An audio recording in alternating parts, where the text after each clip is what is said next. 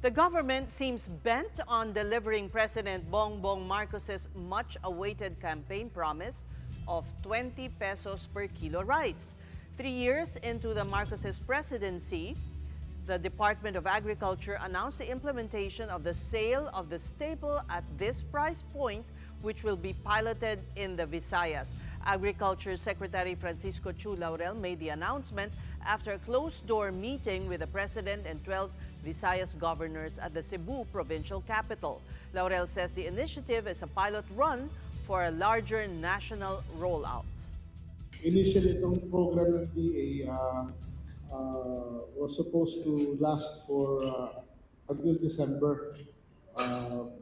And pwede pang stretch siya hanggang February. But our President has given the directive to the Department of Agriculture to formulate this to be sustainable and ituloy-tuloy hanggang 2028. In an interview in Negros Oriental today, Vice President Sara Duterte cast doubts on the initiative. She questions the timing with the elections just around the corner. Meron akong pagdududa na magbebenta sila ng 20 pesos per kilo na bigas pero hindi pang tao, pang hayop. Well, hindi ko alam kung anong motibo nila. Baka, yes, inaano na naman nila yung mga tao, binubudol na naman nila yung mga tao sa 20 pesos per kilo na bigas. At magdududa ka dahil bakit Visayas lang? Hindi ba nagugutom yung mga tiga Mindanao? Hindi ba nagugutom yung mga tiga Luzon? May point. The Department of Agriculture is quite confident that they can roll out this 20 peso per kilo rice program nationwide. Is this really possible, and how are they going to do it? We hope to talk to the DA about this, but they begged off tonight. And to join us in this discussion is Jason Cainglet, the Executive Director of Samahang Industriya ng Agrikultura, or SINA. Good evening and welcome to The Big Story. Well, the Vice President had a point. Why the Visayas only? If they were going to do this, why not nationwide? We were also surprised when it was announced today. But setting aside all these assumptions, I think it's a good idea, and we do support efforts and programs that would lower rice prices. As explained by DA Secretary Kiko Laurel kanina, they would be subsidizing this. So that's the next question.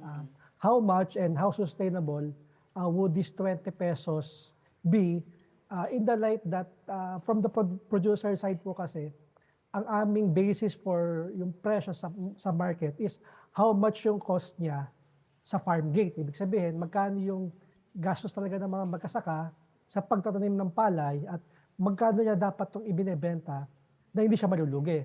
Definitely, pag 20 pesos yung bigas, lugi yung farmer kasi dapat maibebenta niya yung palay niya sa 10 pesos to get 20 pesos rice. But as explained, isa-subsidize to ng government, and we're hoping na isa-subsidize talaga para hindi po maapektuhan yung presyo ng palay sa ating mga magsasaka.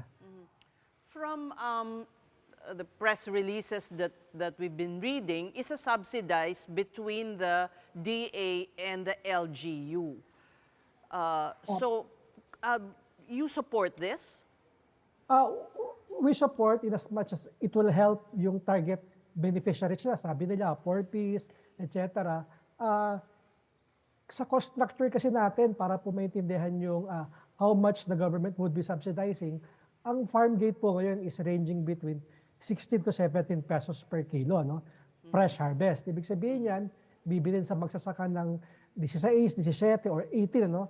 We're batting for 18 sana para at least may kitang ating mga farmers. Pag binili po ng miller at trader yung palay sa 18, cost to mill niya would be 33 pesos per kilo, bigas na. Yun din naman yung Rice for All program na ino-offer ng NFA sa mga LGU. So tingin natin, it's the same rice, parang doon sa tanong kanina ni VP Sara, I think it's the same NFA rice na hindi naman nabili ng LGUs. Unfortunately, hindi na binili kasi yung NFA rice is halos the same price na rin ng mga freshly milled palay ngayon dahil nga mababa yung nakuhang farm gate sa ating mga farmers. So yung bigas sa wholesale is 33. So if it is 33 po and they will sell at 20, ibig sabihin, government would be subsidizing between 13 to 15 pesos per kilo. So yun po yung tanong natin, how sustainable siya, gaano kalaki yung budget. But essentially, we support it kung kaya naman talagang pondohan ng national government para makapagbenta sila ng murang bigas. But Jason, yung quality nitong bigas na ibebenta ng 20 pesos per kilo, what do we know about this? Kasi sinabi nga ni Vice President Sara Duterte, hindi daw pang tao, kundi pang hayop daw. Is this really not fit for human consumption? Siguro yung NFA rice kasi na binibenta is aging. Pero hindi naman siya not fit for human consumption. Kaya nga hindi siya nabili ng LGUs the past weeks kasi yung mga LGUs, they'd rather buy yung mga freshly milled rice. Ibig sabihin, for the same price, bakit ka kukuha ng aging stocks, meron ka naman makukuha freshly milled at talagang better quality. Pero I think hindi naman siya usapin ng not fit. I think they're fit. It's just that these are aging stocks ng NFA.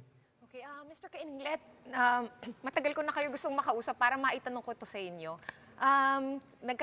Medyo politicized yung rice, alam na natin yun. And recently nga, si Palace Press Officer Castro, sinasabi nga niya, kumbaga, basically, I guess what I wanna ask is, what do you think about the rice tarification law? Kasi ang sinasabi niya, ito daw talaga yung evil, kung bakit daw naging mataas yung presyo ng rice, no? In your opinion, ngayon na aamyendahan siya, ano yung mas magandang, kumbaga, version? Yung dati or yung bago? Yeah. Palagay ko maraming confusion doon sa rice tarification law. Kami, for one, we're supporting it only because farmers would be getting 20 billion indirect support kasi po yung lahat ng tariff collection mo sa imported rice would go directly sa rice farmers. But anyway, it's a totally different topic. We would be needing an hour to discuss that. Ang sinasabi lang natin, talaga pong mahal kasi yung bigas last year because dahil nga mayroong export ba ng India, may competition ng Vietnam and Thailand, sumipa po yung bigas global market at $620 per metric tons. Ngayon po, bumagsak siya down to $380 per metric tons. Ibig sabihin, kung dati-rate landed cost is 38, 37 pesos, ibig sabihin, nandito na po sa atin yun, nagbayad na ng taripa.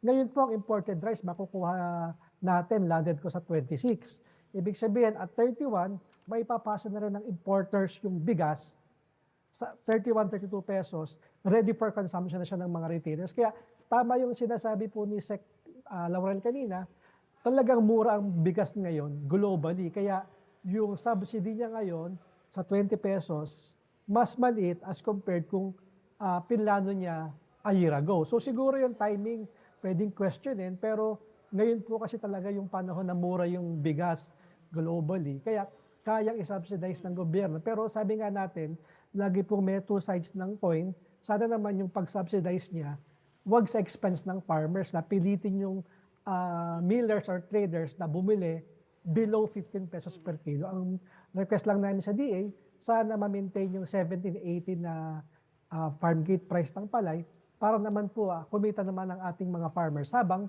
nakikinabang po yung consumers sa murang bigas. And to your point, Mr. Kainglet, ano ba dapat yung presyo? Since mababa na nga yung presyo sa merkado, na-lift na yung mga export ban, what is a fair market price? We know there's an MSRP na 45 na umiiral ngayon, but is that still a fair amount? Kami since December, sabi namin 40 to 45 is fair enough. Kasi po pag bumaba pa siya sa 40, ibig sabihin 35 halimbawa, ibig sabihin yung mga farmers babaratin siya to sell at 16 or 15. So kami, 35 or 40, I think 40 is fair sa ngayon para naman po makabenta ng mas malaki ang farmer. Ang danger po kasi pag binabawa pa sa 35 yung bigas, talagang wala na pong kikitain ng ating mga farmer kasi ang cost of production ng palay is 14-15 pesos. So kung hindi mo magbebenta yung palay mo sa 14-15 at much lower pa, talaga pong medyo dehado po ang ating mga magsasaka. Sana po 40 is okay para mabili yung fresh na palay at 18.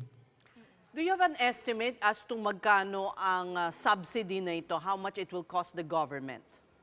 Ang sinabi nila kanina is 4.5 billion. So if we compute 4.5 billion, divide by yung subsidy mo na 15 pesos, ibig sabihin, they're getting, makakakuha sila ng 300 million kilos na bigas or 300,000 metric tons, which is equivalent to 9 days. Yung 9 days na yun, pag tinignan mo, actually, yun din yung buffer stock ng NFA. So ang tingin namin sa ngayon, talagang gusto lang ubusin ng DA and ng government yung NFA aging stocks at makinabang naman yung consumer. 9 days out of 365 days, ibig sabihin po, this is merely 2 to 3% ng consumption or demand mo sa buong taon. So, hindi siya, kumbaga, hindi siya malaking intervention, pero kung yung target beneficiary mo naman talaga makikinabang, palagay ko po, malaking bagay pa rin siya. Kung kaya ngang gawin ng gobyerno pala to para tulungan ng mga magsasaka, bakit ngayon lang kung kailan, alam mo na, eleksyon? Baka naman din hindi magtagal. Ano ba yung mga agam-agam ninyo? What are your worries? Baka hanggang may ano lang. And it comes a week after the president's trust and approval ratings declined, no? So may kinalaman kaya ito doon? Sabi nyo nga, rice is political commodity. It's a political issue. Yung presyo ng bigas can make or unmake a government. Historical po sa atin yan, pag mahal ang bigas, talagang nagiging barometro. And last year, if you remember, inimpose yung tariff reduction sa bigas precisely because ang tingin ng economic managers, yun yung nagpababa ng rating ng Pangulo, which we oppose. Kasi sabi natin, hindi naman dapat tariff reduction ng solusyon if we want to lower rice prices, which is happening naman po right now. So, balancing pa sa akin, it's really political. Kung mapababa na yung presyo ng bigas at may impact sa consumers, so be it. Ang sa atin lang po, basta makinabang talaga yung mga intended beneficiaries, malaking bagay na po yun. Hindi kayo kinausap ng DA tungkol dito, moving forward? Hindi po, kasi ang sabi natin sa DA, ang long-term solution mo talaga to lower rice prices is mapababa mo yung cost of producing palay. Yes, of course. Kung napababa mo yung cost of producing palay and you increase yung yield niya, unfortunately, tayo po ang yield natin is just 4.2 metric tons per hectare, which is low. Ang Thailand is 5, ang Vietnam is 5.5. May increase mo lang po yung productivity mo to 5,000 metric tons per hectare at mapababa mo yung cost to produce mo ng 12, 11 pesos. Yun po yung automatic na magpapababa ng presyo without resorting to this MSRP o yung subsidy. Kasi nga po yung subsidy, hanggang saan lang yung 4.5 billion. Kung gusto mo masustain yan, ibig sabihin, you would have to shell out 4.5 billion on a monthly basis. Every 9 days. Kasi 9 days lang yun eh. So monthly basis gawin mo para at least you get a third of the supply na subsidized, which is good kung kaya. Pero yun nga po, ang tanong natin, kaya ba ng gobyerno i-sustain na maglabas siya ng 4.5 billion monthly para makabenta siya ng 20 pesos kilo po na bigas? So, I guess panghuling tanong from me, Mr. Kainglet, itong 20 pesos kada kilo ng bigas, posible pa ba ito? Taking into consideration, syempre, yung production outlook natin for the year. Tanong ko na rin sa inyo kung ano ba yung outlook nyo? Is it gonna be better than last year?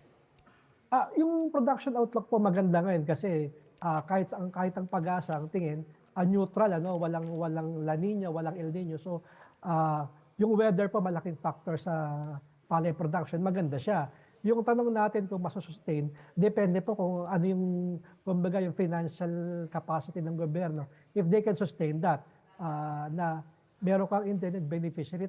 At sana nga po, yung budget mo na 4.5 billion, talagang makinabang yung intended beneficiaries. Ang problema natin pag napolitika, baka hindi naman yun ang talagang makinabang. Pero we're hoping na talagang meron silang listahan, may logistics, may mechanism para yung sinasabi nilang vulnerable sectors ang talagang makinabang po sa 20 pesos per kilo na bigas.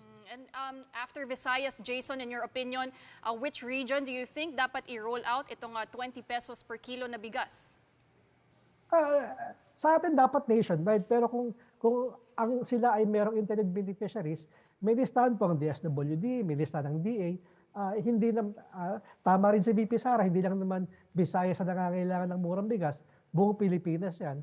As long as it's targeted, palagay ko meron sa Luzon, meron sa Mindanao, Lalo na sa NCR, talagang nandito po yung, kumbaga, nag-congregate sa NCR yung talagang vulnerable sectors. Yun po sana ang mabigyan ng 20 pesos na presyo ng bigas sa ito pong current program ng DA.